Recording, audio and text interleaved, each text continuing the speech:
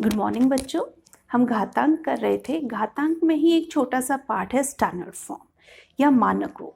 Standard form होती है कि कोई भी संख्या बहुत बड़ी हमें दी हुई है और कैलकुलेशन करने के लिए या सरलीकरण करने के लिए जब हम उनको डेसिमल प्लस घातांक में जब हम किसी भी संख्या को लिख देते हैं तो वो हमारा स्टैंडर्ड फॉर्म हो जाता है।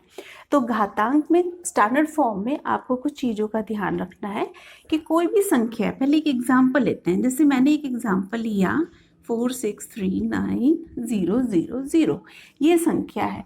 जब हम मैथमेटिक्स में या हायर क्लासेस के अंदर जब हम कोई कैलकुलेशन करेंगे मैथ्स में और फिजिक्स में, तो वहाँ पे इतनी बड़ी संख्याओं को लेकर कैलकुलेशन करना थोड़ा सा मुश्किल है।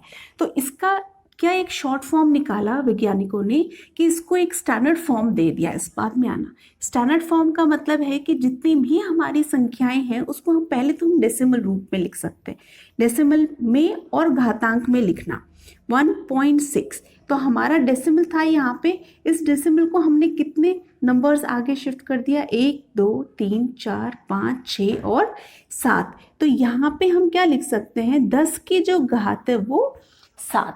तो ये हमारा एक स्टैंडर्ड फॉर्म हो गया। ये जो है ना, ये हमारा मानक रूप हो गया। ये हमारा मानक रूप स्टैंडर्ड फॉर्म हो गया, जहाँ पे इतनी बड़ी संख्या को हम लोगों ने इतने में लिख लिया। अब आगे जब हम कैलकुलेशन करेंगे तो हम क्या कर सकते हैं, इजी हमारे लिए कैलकुलेशन। जब बहुत बड़ी बड़ी कैलकुलेशंस करेंगे ना, तो उसमें आप ये नहीं लिखोगे कि मैम यहाँ पे तो इसका मतलब तो हुआ 16000, तो 439 तो आया ही नहीं। जब बहुत बड़ी कैलकुलेशंस होती हैं तो ये छोटी जो होती हैं इनकी कोई बहुत ज़्यादा इम्पोर्टेंस नहीं रहती है, इसलिए। तो ये हमारे मानक है। अब हम क्या कह सकते हैं मानक रूप में, आप देखिए कि कोई भी मानक रूप कब लिखेंगे। ये संख्या को देखो पहले, फर्स्ट हाफ। तो यहाँ पे जो मानक रूप है, जो भी हमारी संख्या है m, कोई भी संख्या लगा लो m, तो वो क्या होगी हमारी 0 से बड़ी और 10 से छोटी। 0 और 10 के बीच में, 0 और 10 के बीच की जो संख्याएं होंगी, नॉट इक्वल भी नहीं होंगी, बिटवीन 0 एंड 10। तो यहाँ पे जो m है हमारा वो होगा डेसिमल में कोई ना कोई, या तो पूरी संख्या होगी 1 2 3 4 या 3.4 या 9.8, इस तरीके से हमारी संख्याएं आएंगी। तो स्टैंडर्ड फॉर्म जब हम लिखेंगे तो उसमें संख्या जो है हमारी किस फॉर्म में होगी, 0 जो है, m जो है, जो भी हमारी संख्या आ रही है, दैट विल बी, यहाँ पे ये m है, m into 10 to the power anything number. तो ये एक, और मल्टीप्लाई प्लस 10 की कितनी भी घात हो सकती है। तो ये हमारा स्टैंडर्ड रूप हो गया। यहाँ पे n लिख लो। ये हमारा जो फॉर्म है जहाँ पे m इज बिटवीन 0 एंड 10 और 10 to the power of n, यह हमारा स्टैंडर्ड फॉर्म होता है, कहलाते हैं। अब इसमें आप एक और ध्यान रखना कि जब हमारा लेफ्ट हैंड साइड में, देखो कितनी भी बड़ी संख्या होगी, जितनी बड़ी संख्या होगी उसकी जो घात है वो उतना ही बड़ा होगा। अब यहाँ पे जो डेसिमल था, इसका मतलब इस संख्या के बाद में डेसिमल है, क्योंकि 000 है तो उसका कोई वैल्यू नहीं है, इसलिए हम लोगों ने डेसिमल लगाया नहीं। तो when we are moving to left, जब हम लोग लेफ्ट की तरफ मूव करते हैं तो हमारी जो 10 की पावर होगी, जो 10 की हमारी पावर होगी वो हमारी इंक्रीज होगी।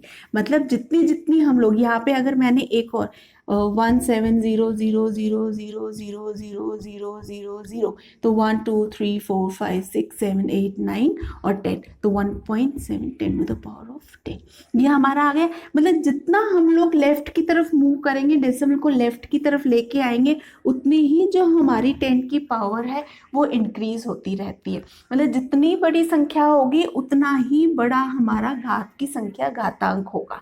ठीक है। दूसरा अगर हम लोग लेके चले इसमें स्मॉलर संख्या, जैसे हमारा डेसिमल है 76000 और यहाँ पे हमारा डेसिमल जो है वो हमारा यहाँ पे है डेसिमल। अब we are shifting this decimal to our right, we are shifting this decimal to our right. जब हम अपने राइट हैंड की तरफ इस डेसिमल को शिफ्ट कर रहे हैं तो ऑब्वियसली वो संख्या क्या, आपको पता है कि ये संख्या छोटी संख्या, क्योंकि इसके बाद में पॉइंट, ये संख्या 000 पॉइंट में आ गई, तो ये संख्या हमारी बहुत छोटी है। तो यहाँ पे हम लोग कितने में, 1 2 3 और 4, तो 7.6 into 10 to the power of -4 क्या है, इसका मतलब क्या हुआ, 1 2 3 7 6, I am dividing this number with 10,000। तो 10,000 से जब हमने डिवाइड किया ना, इसको ऊपर मल्टीप्लाई भी करेंगे और डिवाइड भी कर रहे हैं हम लोग, तो यहाँ पे क्या होगा, ये वाली ये संख्या इसको और इसको किया तो मेरे पास में 1.6 10, इसका मतलब 1.6 इंटू 10⁻⁻4 आ गया हमारे पास में। तो ये आपका शॉर्ट फॉर्म है। याद रखना, जब हम अपना डेसिमल जो है वो लेफ्ट हैंड साइड शिफ्ट कर रहे हैं तो हमारा जो 10 की घात है, घातांक जो है वो बढ़ेगा, इंक्रीज होगा। और जब हम लोग डेसिमल को राइट हैंड साइड में शिफ्ट कर रहे हैं तो जो हमारा डेसिमल है वो संख्या क्या होगी, माइनस में होगी, तो मतलब वो हमारी घटेगी, दैट विल डिक्रीज। तो ये हमारा एक क्वेश्चन है जो कि हमारे स्टैंडर्ड फॉर्म में। एक एग्जांपल लेके और समझने की कोशिश करते हैं कि हमारे क्वेश्चंस कैसे आएंगे। पहला तो एक तो सिंपल क्वेश्चन ऐसे आएंगे कि कोई भी दे रखा होगा, इसका मानक रूप लिखिए, स्टैंडर्ड फॉर्म लिखिए, या फिर हमारे पास में ये संख्या आ जाएगी, इसको एक्सपैंडेड फॉर्म में लिख लीजिए, ये संख्या आ गई, इसका मानक रूप लिख लीजिए। सिंपल, एक तो स्ट्रेट क्वेश्चन हमारे पास में आएंगे। कुछ एक और प्रकार का क्वेश्चन आते हैं, वो हम देखते हैं कैसे आएंगे। बच्चों एक क्वेश्चन देखते हैं स्टैंडर्ड फॉर्म पे। दूसरे टाइप का जो क्वेश्चन कैसे आते हैं वो है कि सूर्य और शनि की दूरी 14303500000, शनि और यूरेनस की दूरी, सूर्य और पृथ्वी की दूरी इतनी है, तो तीनों में से न्यूनतम दूरी किसकी होगी। अब यहाँ पे हम लोग इसको नहीं काउंट करने लगेंगे कि इनको देखें, इनको कंपेयर करें, नहीं, इसमें हम क्या करेंगे, स्टैंडर्ड फॉर्म में चेंज करेंगे।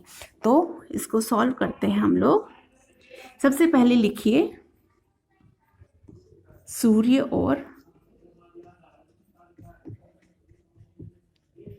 शनि की दूरी। अब सूर्य और शनि की दूरी आपको मैंने बताया था, अभी स्टैंडर्ड फॉर्म में लिख लीजिए। स्टैंडर्ड फॉर्म में कैसे लिखेंगे, 1 2 3 4 5 6 7 8 9 10 11 और 12, तो 1.4 इंटू 10⁻12 मीटर हम इस तरीके से लिख सकते हैं, पहला। दूसरा क्या है हमारे पास में, शनि और यूरेनस की दूरी, शनि और यूरेनस की दूरी।